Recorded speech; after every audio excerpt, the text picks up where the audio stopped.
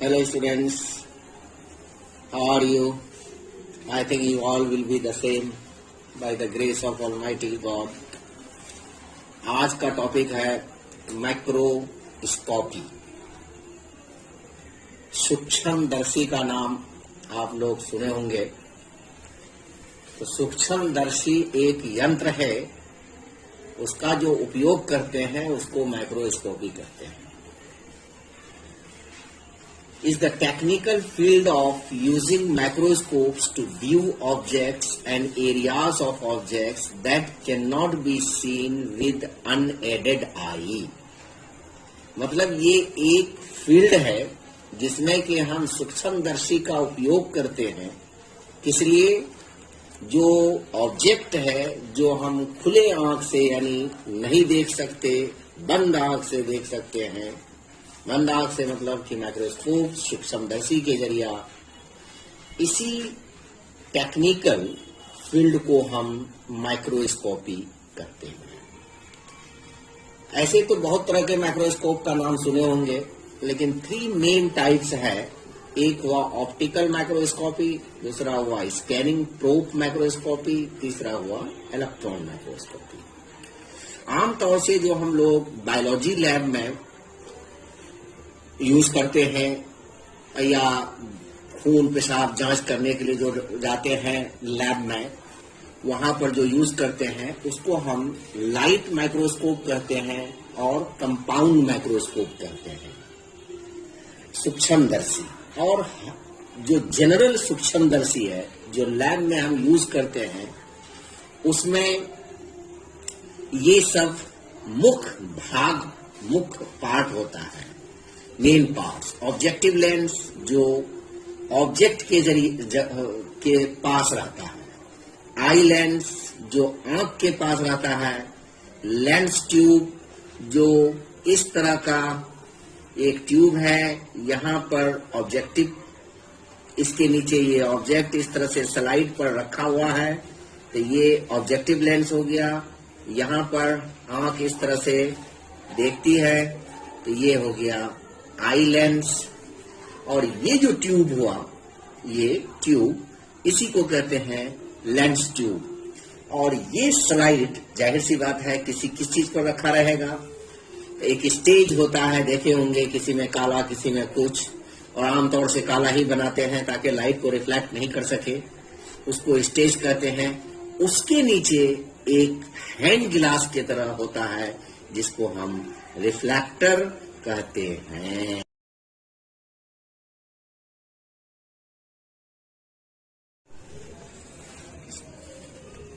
Principal, सिद्धांत। An object placed on the stage is magnified through the objective lens. When the target is focused, a magnified image can be observed through eye lens.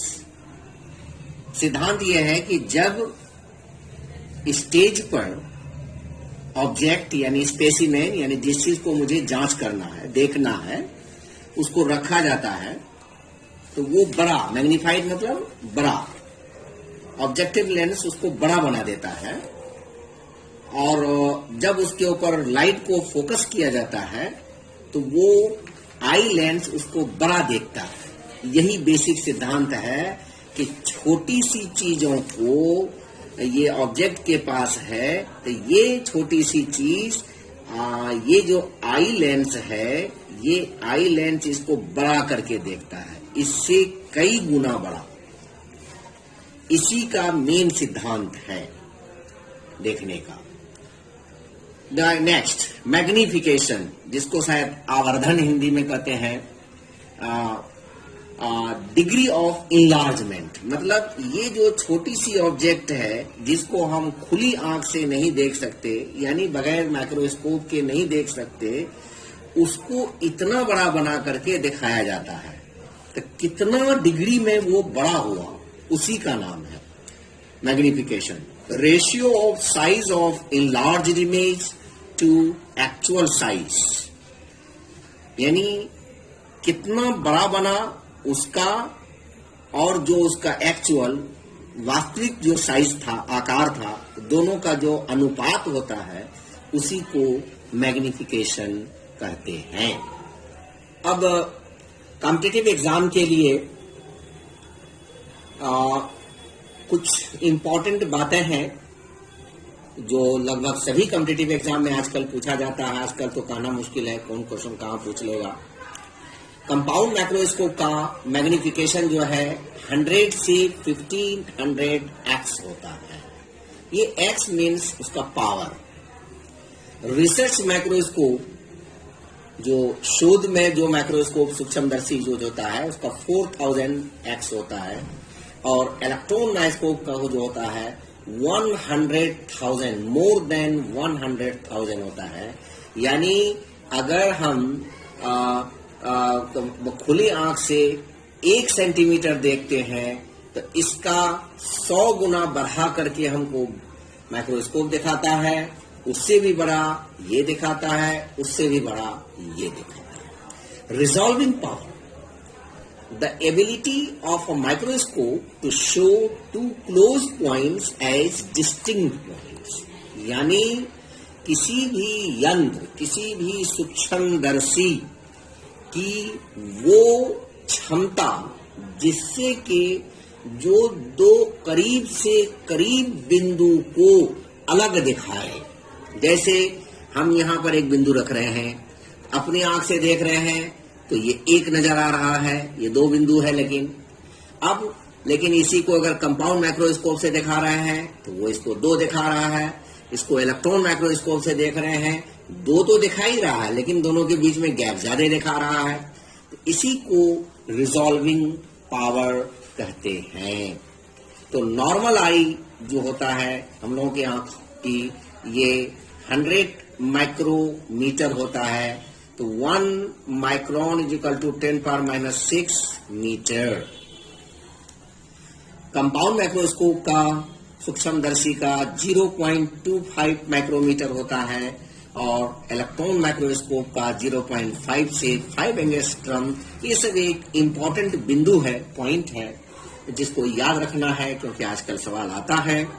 अब यहाँ पर एक angstrom दिया हुआ है, 1 angstrom is equal to 10⁻⁻10 metre. अब इसी को अगर सेंटीमीटर बनाएंगे तो 10⁻⁸ सेंटीमीटर हो जाएगा। इस तरह से करना है। फैक्टर्स अफेक्टिंग रिजॉल्विंग पावर, यानी रिजॉल्विंग पावर को प्रभावित करने वाला कारक। नंबर 1 वेवलेंथ ऑफ इल्यूमिनेशन, यानी जो लाइट पड़ रही है, जो चमक पड़ रही है, उसका तरंगदैर्घ्य। दूसरा numerical aperture of objective lens, OL हमने जो लिखा है ऑब्जेक्टिव लेंस, ये ऑब्जेक्टिव लेंस है।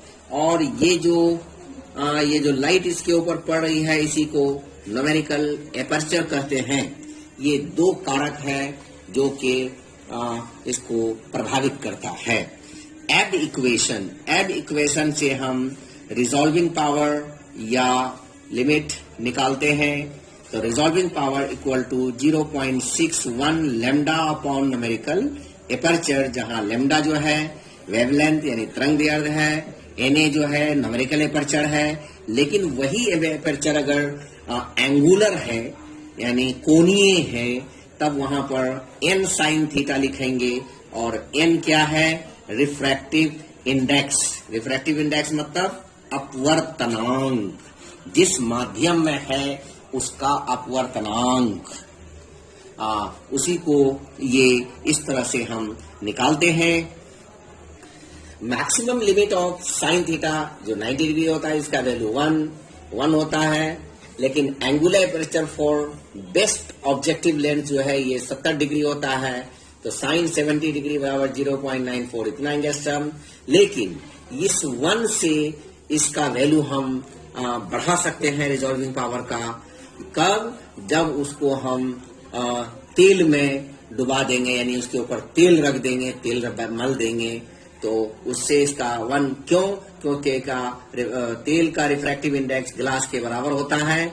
और विच अलाउज जो ज्यादा से ज्यादा light, which allows more light to enter through objective lens, जो कि ज्यादा से ज्यादा लाइट को ऑब्जेक्टिव लेंस में एंटर करता है जिसकी वजह से रिजॉल्विंग पावर जो है वो बढ़ जाता है। ये सब पॉइंट जो है CSIR नेट के लिए, नीट के लिए और अदर कॉम्पिटिटिव एग्जाम के लिए इम्पोर्टेंट है, इसीलिए इस सब बातों पर ज्यादा ध्यान हम दे रहे हैं।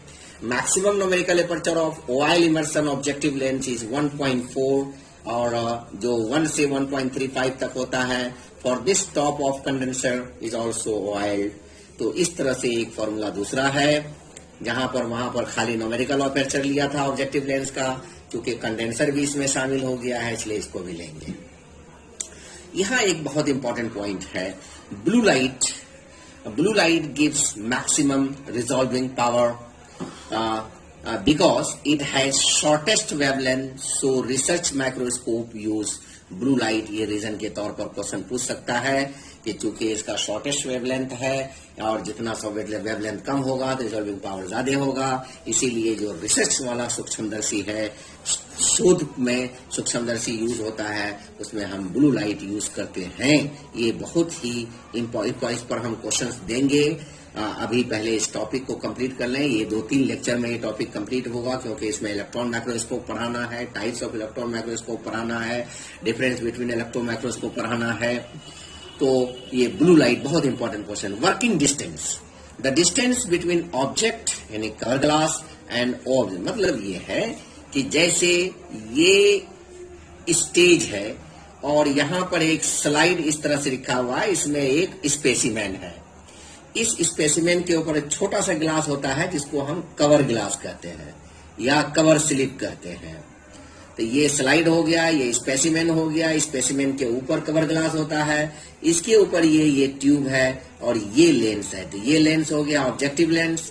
तो इसके बीच में जो डिस्टेंस होता है, इसी डिस्टेंस को हम वर्किंग डिस्टेंस कहते हैं। बहुत इंपॉर्टेंट बातें हैं, बच्चे नहीं जानते हैं, क्योंकि ज्यादातर बच्चे माइक्रोस्कोप वगैरह देखे भी नहीं है, फोटो में देखे हैं, कभी छूने का मौका नहीं मिला है।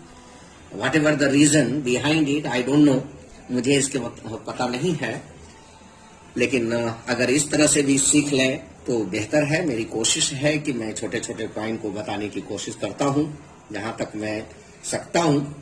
तो ये जो स्टेज है माइक्रोस्कोप पर, जो डायग्राम में पीछे दिखाया गया है, इस स्टेज पर हम स्लाइड रखते हैं और स्लाइड के ऊपर स्पेसिमेन यानी जिसको हम जांच करते हैं, जैसे सेल हुआ, टिश्यूज हुआ या कोई ऑर्गेनिज्म हुआ, जीव जंतु जो भी है, उसके ऊपर एक ग्लास स्लिप रख देते हैं ताकि ये ग्लास स्लिप इससे स्पेसिमेन इससे चिपके नहीं। और तो इस ऑब्जेक्टिव लेंस और इस स्पेसिमेन के बीच में जो डिस्टेंस होता है उसी को वर्किंग डिस्टेंस कहते हैं, कार्यात्मक दूरी। Working distance, the distance between object और cover glass and objective lens when the object is in sharp focus, यानी जब उसके ऊपर फोकसिंग हो रहा है लाइट में। तो आप देखे होंगे माइक्रोस्कोप में, जो फोटो में ही देखे होंगे, उसमें 3 किस्म का लेंस लगा हुआ रहता है। किसी पर 10x लिखा रहता है, किसी पर 5x लिखा रहता है, किसी पर 45x लिखा रहता है, किसी पर 100x लिखा रहता है। ये सब जो है उस लेंस का पावर होता है। और लॉन्ग वर्किंग डिस्टेंस, ये सब में दोनों के बीच में डिस्टेंस ज्यादा होना चाहिए, इसमें ये डिस्टेंस कम होता है, जिससे इमेज क्लियर दिखता है। पार focal, the object remains in focus even though objective lens are changed. This phenomenon is called parfocal। मतलब ये हुआ कि parfocal जो हुआ कि जो ऑब्जेक्ट, जो स्पेसिमेन है, वो उसी फोकस पर आता है, गर्चे के हम ऑब्जेक्टिव लेंस को हम बदलते रहते हैं, जैसे 10x, 5x, 15x, 100x। तो इस फिनोमेनन का नाम पारफोकल है। इस तरह के क्वेश्चन ज्यादातर CSIR नेट वगैरह में या नीट में पूछा जाता है, इसीलिए। तो ये लेक्चर, पहला लेक्चर है माइक्रोस्कोपी पे, और माइक्रोस्कोपी इसके बाद अगला लेक्चर जो है इलेक्ट्रॉन माइक्रोस्कोप पे होगा, और उसके बाद टाइप्स ऑफ इलेक्ट्रॉन माइक्रोस्कोप, उसके बाद जो है difference between types of electron microscope, और इस तरह से माइक्रोस्कोपी पार्ट फिनिश होगा. I hope that this video will be liked by you, shared by you, and subscribed by you, and not only subscribed but get benefit from this.